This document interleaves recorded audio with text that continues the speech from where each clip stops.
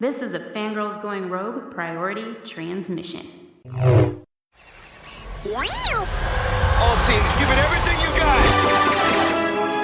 It's time to fangirl flail with Fangirls Going Rogue. Count me in. I don't think there's anything more important in the Star Wars universe than the fans. News, discussion, and commentary from the female point of view. You call this a diplomatic solution? No, I call it aggressive negotiations.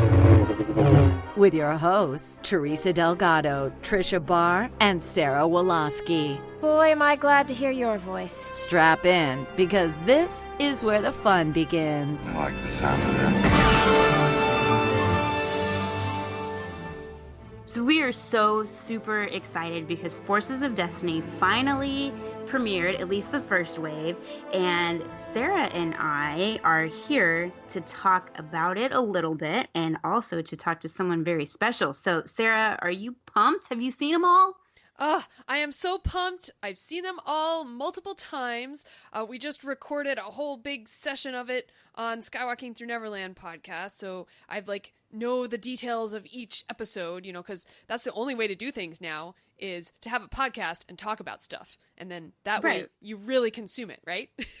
Right. Well, when we have a normal 30-minute episode, we podcast for about an hour for that. So for these, it's dissection for about 15 minutes for 2 minutes, 3 minutes. Yep. That's how it works. I know. Because we're all crazy. But no, we love these episodes. And I know before they aired, we were all kind of like, well, they're so short.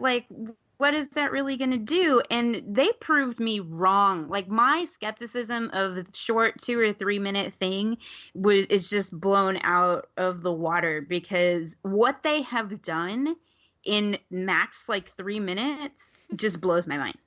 Completely blows my mind. And you know what? We should tell our listeners, just in case they don't know, that you are Teresa Delgado. Oh, yeah. Hi. How's it going? I just want to say that. So, you know what? Before we talk with our special guest today, I think we should just go over what is our favorite episode of the 8 that have aired. The choices we make, the actions we take, moments, both big and small, shape us into forces of destiny. My favorite, honestly, is The Stranger, and this is the episode with Jin and the Lothcat and the girl in Lothal. I was going to say in Naboo, not Naboo, in Lothal. And I really like this one because, honestly, I was the most emotionally engaged by this episode, just simply because everyone has pets or has had a pet, and the poor young girl at the beginning of this episode, when she has her pet torn away from her by the stormtroopers, that just got me. I was like, what's going to happen? You are in violation of Code 310. She's all I have. Hand over the cat. No! Give her back! Jin saves the day and gets the Lothcat back, and those Lothcat sounds, they were just the cutest. Right. Yes. Yeah, it's pretty perfect.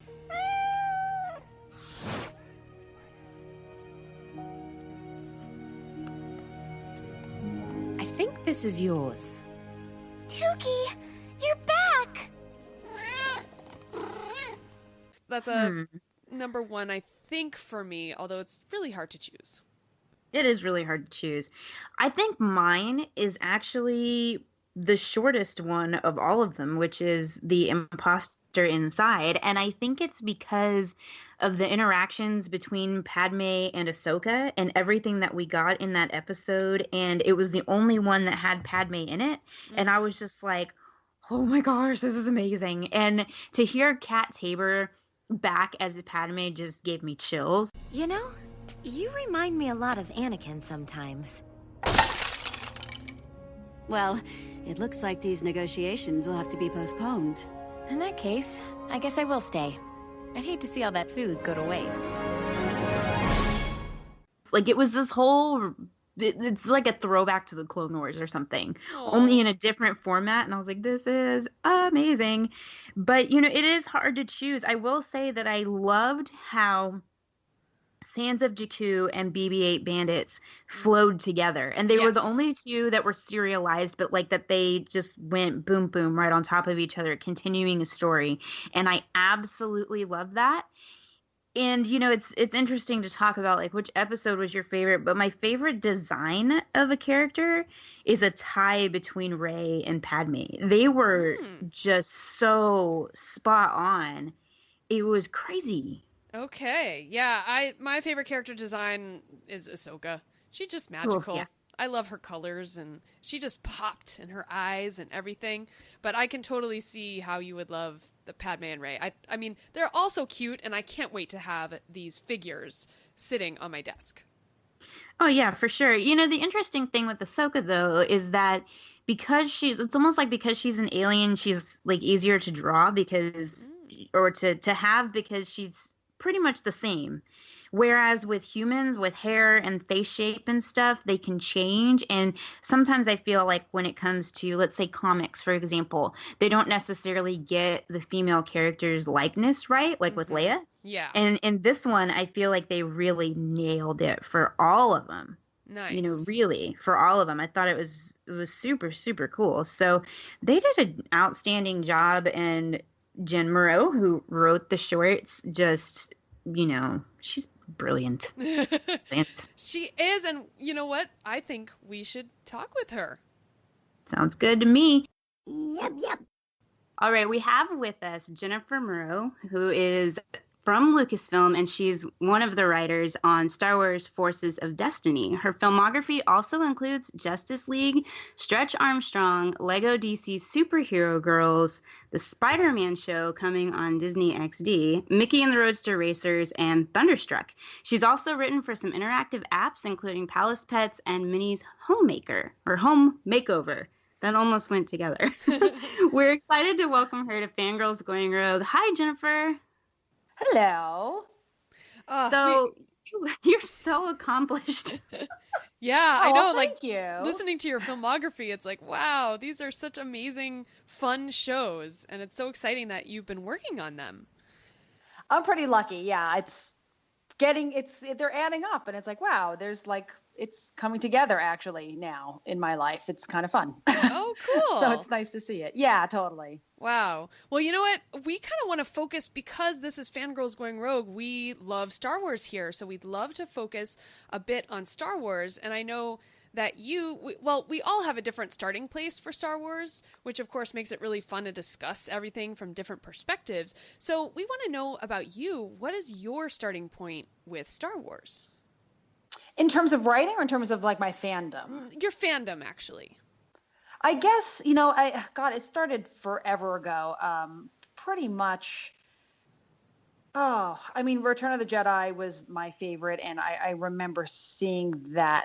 That was a big deal for me. And then high school and college was a lot more obsessed with all the sci-fi stuff and like throwing Star Wars parties and having costumes and like I had the Topps trading cards, and it was fun. So it started pretty early on, and now like, you know, the cosplay world is so phenomenal, and everyone dresses up, and it's so like, wow, there's other people like me. That's really super fun. So it started early on, and it hasn't gone away. It has not. Sounds familiar.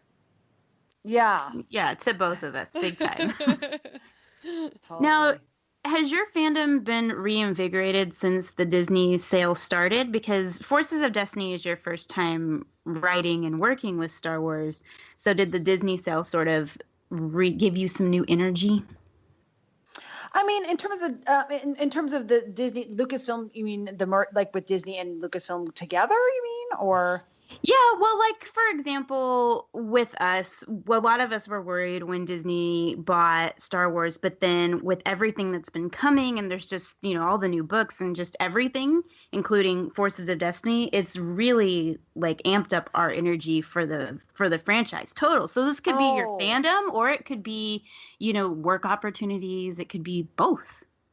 Right. Okay, so I see what you're saying. I think what's so nice about how what happened was that I think the merger proved itself. Like I think everyone was kind of concerned, and then they proved that they could do this, and it's fine. And working with Lucasfilm, I mean, they work very like Lucasfilm, I think, always sort of has. I mean, I think everyone thought Disney would be super domineering and kind of, changing it all and making them do things. And that was not my experience at all. I mean, they really still have their own culture, absolutely their own culture. And they work very, in their own wheelhouse, which is so great. So, it definitely invigorated me. I mean, even before, I think they already had some proof of it working, and then being in it, it really was like, oh, okay, this works great.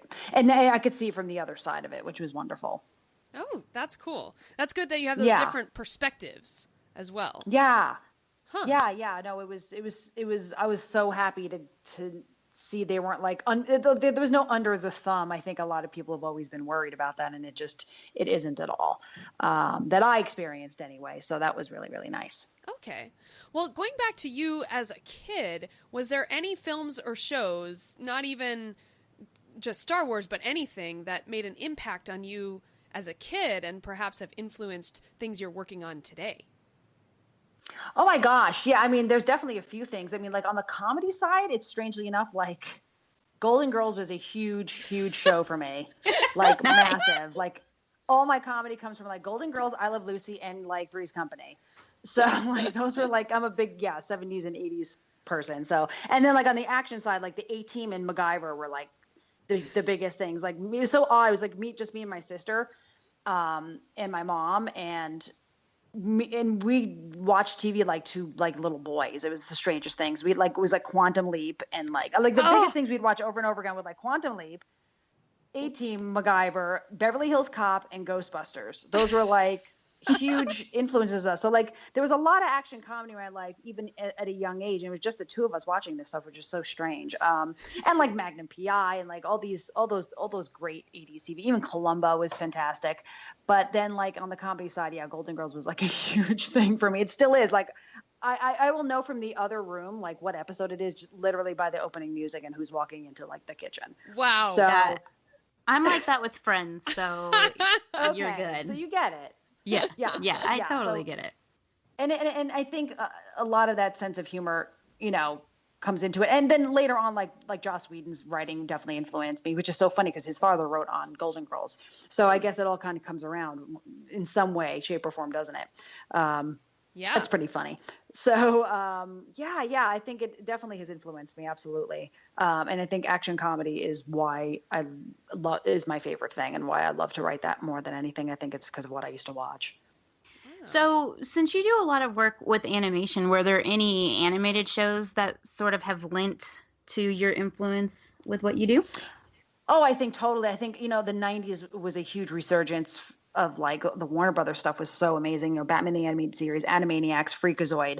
There was like all of that Warner Brothers stuff in the early 90s really affected me. And I even worked at the Warner Brothers Studio Store when I was like a teenager and like sold animation cells. So it was very strange to come around and write for Justice League and meet with Alan Burnett. And, it was very surreal and, really kind of shows you that dreams can come true, because it's so bizarre. Because I remember selling those cells in the studio store, and then there I was in writing for this thing. So that's a huge influence. Yeah, absolutely. That was and Harley Quinn and all of that stuff. So I think that definitely was a huge influence on me in terms of animation. Alrighty. Well, in your bio it says you're the sole writer for Forces of Destiny. Because this is Lucasfilm, I'm assuming you had to answer to the story group. So how much were you involved with the story group on developing these stories? Oh, I mean, I think a lot. I mean, without the story group, there'd be nothing. I mean, it was a huge combination. It was a huge group effort, obviously. But I mean, they let me pitch and be like, see what I want to bring in. And so it was wonderful. It wasn't like, you have to do this, and and shoved it at me. It was not like that at all. So I'm so grateful that I could pitch. I mean, isn't that like, who does that? That's so great. So no, it was absolutely a group effort, and we kind of figured what this was out from the beginning, and it was exciting, super exciting time to do this. Like, the early stages of something so new, and trying to figure out what it is. So, yeah, it was fantastic. Right. Like and you know what? Well, Sarah, yeah, you can go ahead, but I just kind of had a really quick question. How did Forces of Destiny even become a thing? Because we have Rebels, which is obviously a serialized TV show, and then we have the films, and this is so new and different for Star Wars. I think, there was a lot of, the Where's Rey and a lot of interest with female heroines, and I think it was just kind of a nice thing. I think that Lucasfilm wanted to do it. I mean, they already had this in mind. It's not like I brought this to the table. They brought that to me in terms of this initiative, and they came in, they told me kind of what they were wanting to do. So I think it just kind of organically happened through the interest from female fans and all of these characters to put together and in a small way, and bringing an entry point for younger audiences, I think, was something that maybe they felt was missing. I guess I don't know if I'd use the word missing, but it was a nice thing to kind of do that I think they hadn't done before. So like that younger audience, I felt like, I'm glad we're touching on that. Yeah, definitely. In fact, I had a question about that. I was wondering, what was the goal when you're writing these stories? Are they meant to introduce kids to these characters if they hadn't seen it? So yes, that's what you're saying. How young are the kids that you're kind of looking to introduce? I mean, I think it's all ages, but I think it's, it's anywhere. I mean, it could be I don't know if there's a certain specific one, but I mean, I think a 6-year-old could watch it. I think a 9-year-old can watch it. I think an 11-year-old. I think, obviously there's 50-year-olds watching it. So I think it's all ages, but I think it wants to be simple enough where a really young person, like, my nephew's watching it and he's just turned 7. So, and he loved it. I think it's just, that's why they're so simple. And, so that way, but it's just kind of, it's more universal. I think that's what it feels like more to me than anything else. Okay. Yeah, because these shorts, they really establish character moments. Like, they flesh out characters' values and personal traits that help them be heroes. And so I think it's really important for kids to see that. So for you, which characters' values do you connect with most? Well, that's a really good question. I mean, it's so funny. It's like, Rey's got, it's interesting. She's got a lot of empathy, and I really relate to that a lot. And then there's, Leia, where she's just, badass and doesn't take any crap, which is so great. And that's it's kind of like a cross between probably the two of them most for me, I would think. Okay. Yeah, that's really cool. I do have a question for you about Jyn Erso, because that episode we got a double whammy yesterday, and it was like it it came out right when I was getting ready to go to bed, the very last one with it was so with late. Leia and Sabine. It was so late, and I was like, oh my God, okay, wait, what's happening? And so I had to rewatch the Jyn one just to make sure I wasn't losing my mind that, I'd already seen it. But one thing I noticed is that at the very end, Jyn thinks for a minute and then she uses her real name, which is very interesting for all of us who have read Rebel Rising, because we know through reading the book Rebel Rising that she doesn't use her real name. She has all these other names. And so I was wondering, why does she use her real name?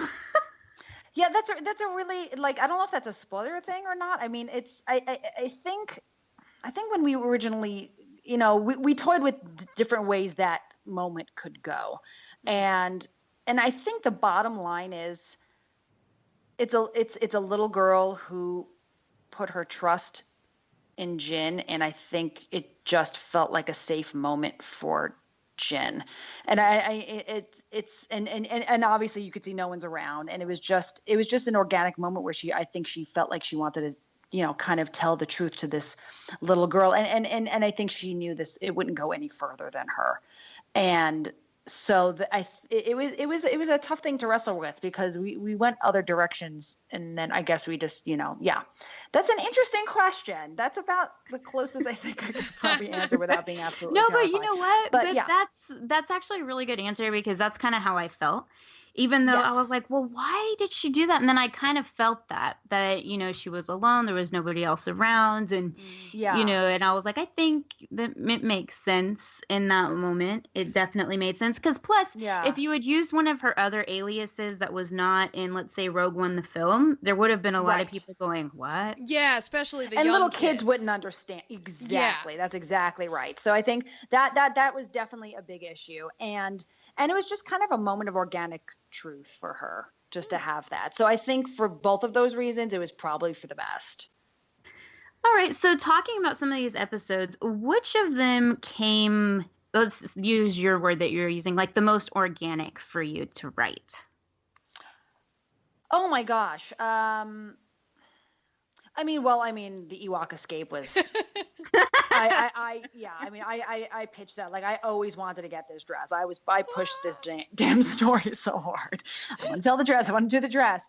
So I think that was something I was just super excited about from the beginning because it was just always number one, Jedi is my favorite. And number two, that moment is just so bizarre in the movie. Like, what was that about, and as Leland, she had mentioned there's things in there. I don't know if you had seen on Twitter, he had mentioned that there was things in there I wanted to get in that I couldn't get in, but the bottom line is I got to tell that story, which is great. But so that, I think that one was up there, that and Echo Base. Awesome. You know what? It was so funny. I had a question later about Ewok Escape, about that dress, because I know as like a 10-year-old girl, I loved that outfit, and I always wondered where did this dress come from, So absolutely. Like you. So was that your idea to have it like Leia save the Ewoks, basically? I think it had. I'm trying to remember.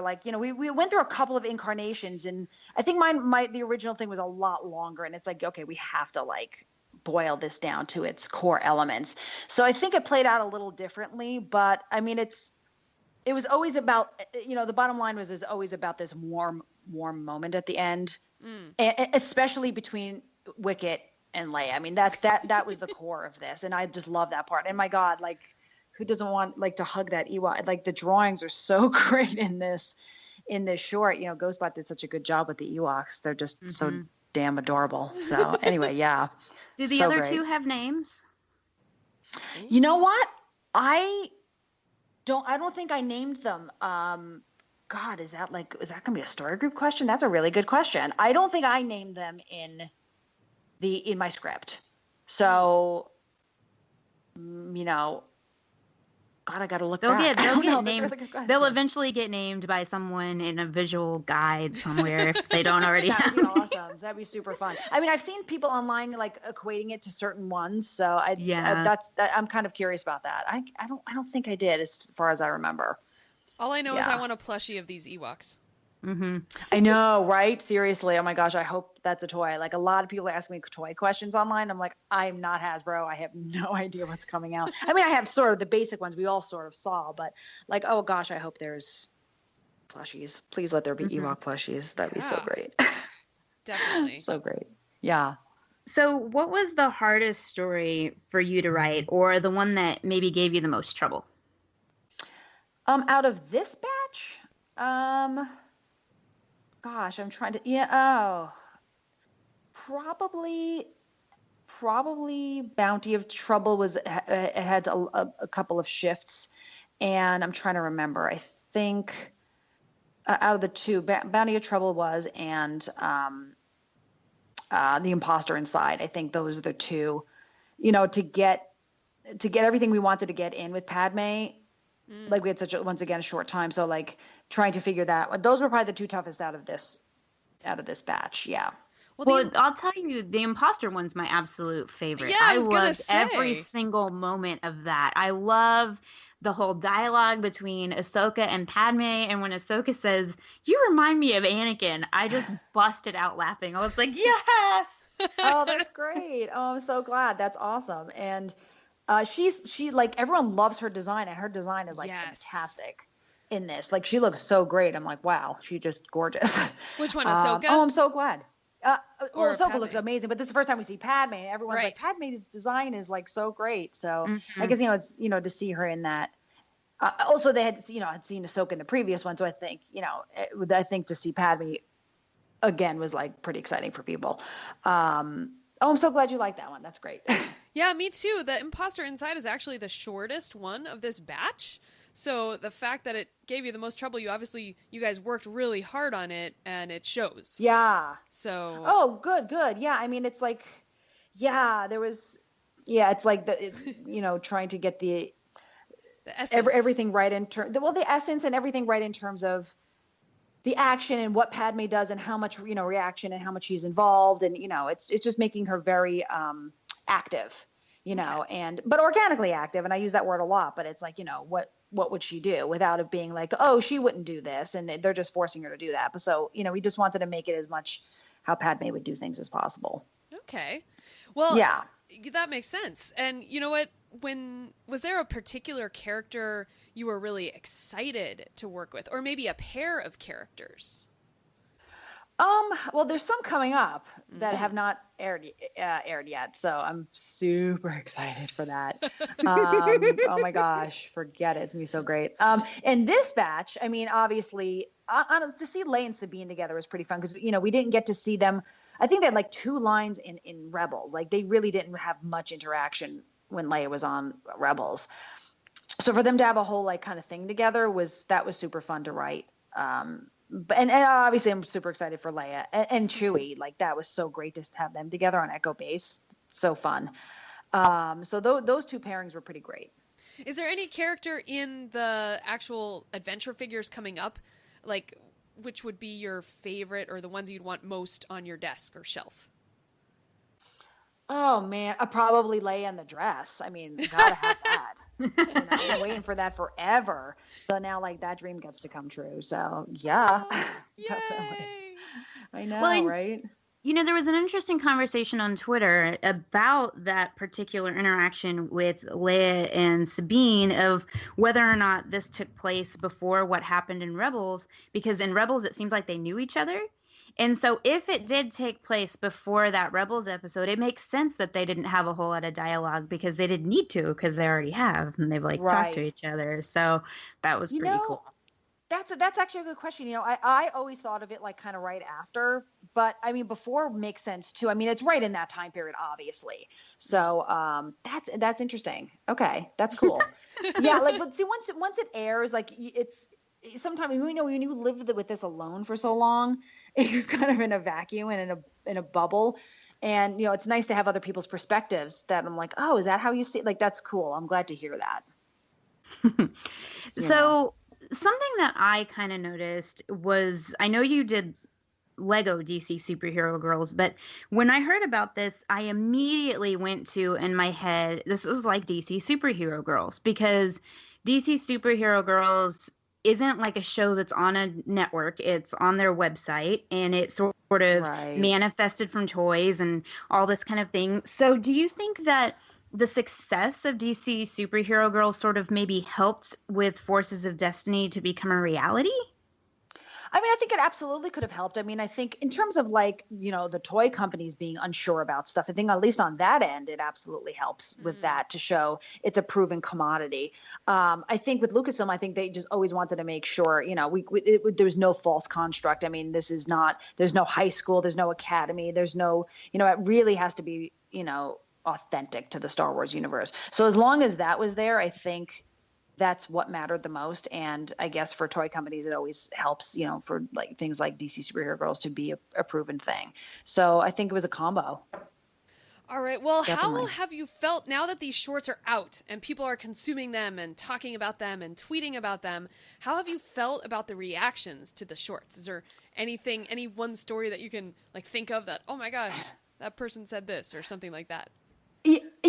It's nice. It's so funny to like, when there's like GIFs and stuff, it's like you see like Ewoks from the movie dancing or whatever. I'm like, oh my God, this is like, it's so weird to see people talk about Force of Destiny, but like put like a GIF from Jedi or something. Like that freaked me out, actually. I was like, oh my gosh. And like to see, like, I think I retweeted it was like like Leia and Chewie together from Empire, like it was Carrie with, so that was kind of a neat thing that stood out for me, and the reactions of loving it. And they're like, and they were okay that Chewie was, scared because he's been scared before, and they're like, they're like, leave Chewie alone. Like people was, because there's always like arguments about like, oh, Chewie was that, this, and then it's just so interesting to have the back and forth between fans, like really being interested in this, and because you can't talk to like 6-year-olds online, they're not on Twitter and they're not on Facebook. Like it's through the parents or through older fans. So it's nice that the older fans are loving it, because I'm talking, through other people, and they're like, yeah, my son loves it, my daughter loves it, which is nice to hear, which is great. So I know they're liking it, and it's nice to hear that the older fans are actually interested in it too, which was a nice, not surprise, but it was nice to hear. Well, yeah, I think, I mean, we're all interested to see these characters interact with each other. I know that was my most exciting thing, like, oh, we're going to see, Leia and Sabine together, or Leia and Hera together, things like that. Yeah, which I'm waiting for. Mm-hmm. Things are coming. I can't, it's like, we got fall, man, although it'll probably come pretty fast. Yeah, it goes pretty fast, so, but it will be, there's some exciting stuff. I did want to mention, and it kind of came up, and actually Ghostbot and I had a little Twitter thing about it, and I think Leland might have jumped in on it too. There's a lot of shots of just like all the girls' eyes, and like they're peeking over stuff, or like peeking around a corner or something like that, of this like same kind of look. And I just thought it was really clever. And of course, Ghostbot is the one who sent me the image of, I can't remember the aliens, the creature's name from the Rey episodes, but he sent that one. He was like, don't forget about this one. The something watcher worm. The night watcher worm, yeah. Yeah, when he puts his head up out of the sand. Oh, that's so funny. I guess, that's so funny. So what was it Brad? Like, I guess, I wonder, is it because they wanted to, I think they did a great job with the eyes, and there's a lot of emotion. A lot of it's in their eyes. They have all very super expressive eyes, but there just happen to be all of these small shots, if you go back through them, where each character almost has like an eye moment. It's very that's interesting. That's so great.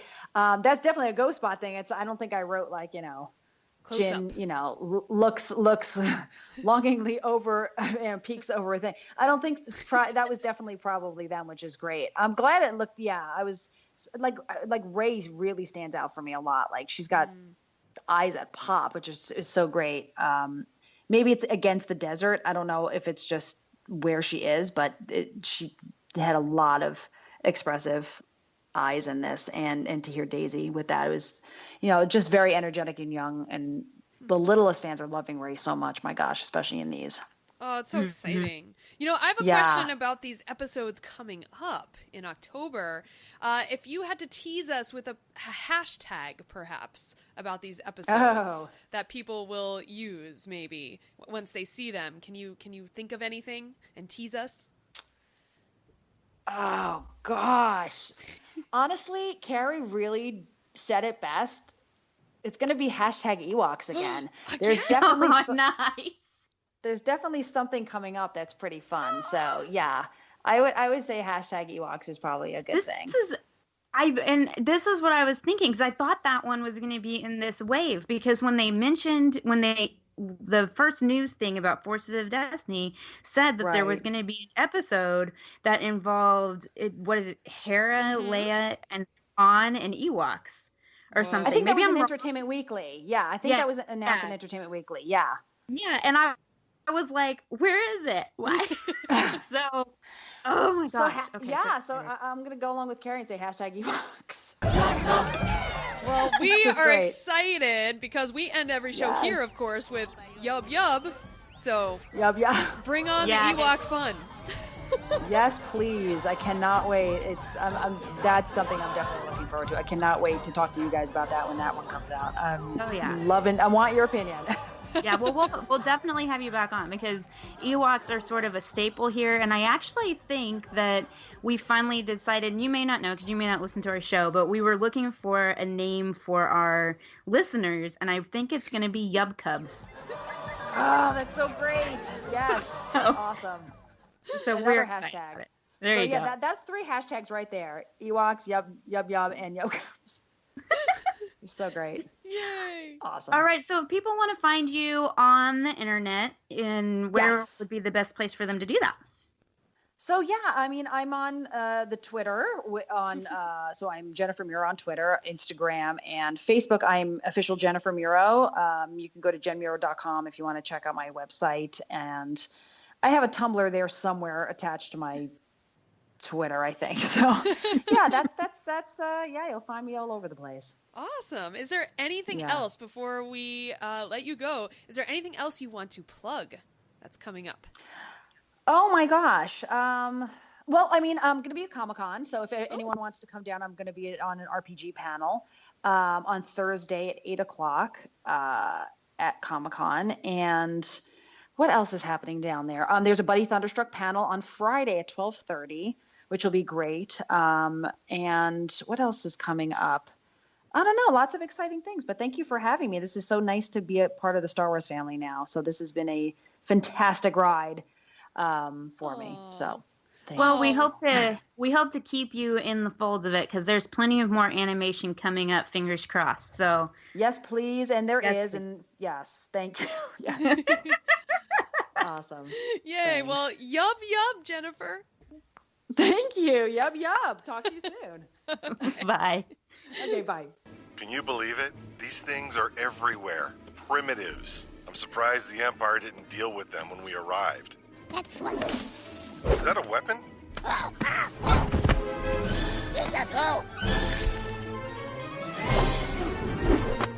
Hey, what?